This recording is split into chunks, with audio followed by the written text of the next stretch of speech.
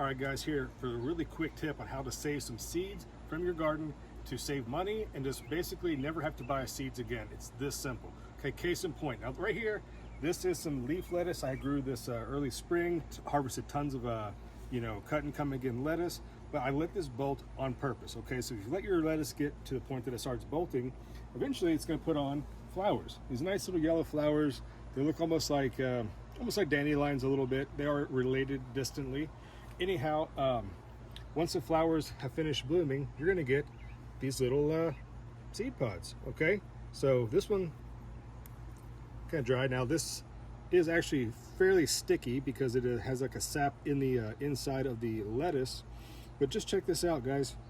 All of these little lettuce seeds. Okay, so every one of these little seeds can make another plant as they're sticking to my fingers. The Latin name for lettuce actually is lactica, which is where we get the name latex from. So if you were actually to break the stem open, it'd be like a really sticky white sap that's kind of nasty. But anyways, it's that simple. I mean, look how many flower buds are going to be on just these little lettuce here all together. And each little head, a little better example for you, each little flower is going to produce about, I don't know, a dozen seeds. Okay, maybe more, maybe less, but look at this. You can save literally hundreds and hundreds of lettuce seeds for free. Now, one important thing to note about lettuce varieties, it's very, very, very seldom that they'll actually cross-pollinate one another, as they're basically fertilized before the flower really even opens. So you can basically save all your lettuce seeds without any fear of cross-pollinating or getting some kind of random little weird hybrid, so keep that in mind. So let me show you what I got over here. Now this right here, now this is dill. Okay, now this actually came up on its own. Dill is one of those herbs that will readily self-seed itself. Now look, so these are your dill seeds. Okay, these are, you can use these to cook with, or you can save them to basically produce more plants in the following year or the other season. But look, once again, look how many seeds are just on just this one dill plant alone. So if you want to never have to buy seeds again, guys, it's never a bad idea to let some of your plants just kind of go to seed and save them. Okay, now last one, let me show you down here.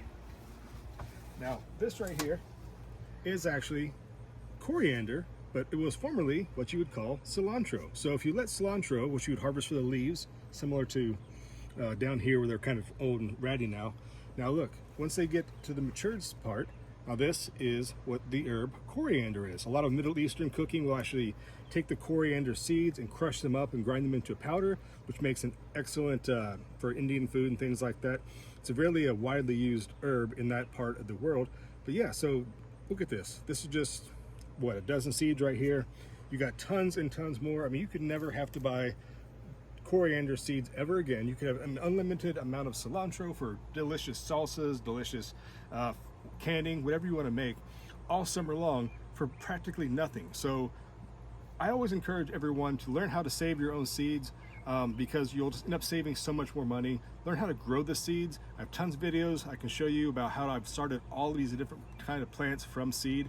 It saves you tons of money. You can have literally hundreds and hundreds of plants for basically nothing. Okay, so next year I don't have to let any of these seeds go to waste. I can plant so many plants, right? And another thing, why not just take some of the seeds, just put them back in the ground? Say, what's better than having a self-sowing garden? You don't have to replant these. They'll come up on their own at the right season, at the right time.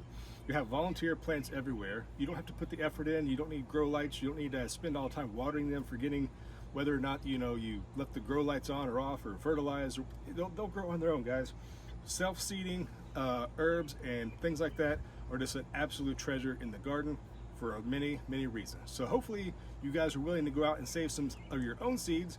And if you have any questions about how to grow anything from seed, anything seed related, I'm your guy. Trust me, leave a comment down below and I will definitely be able to help you out.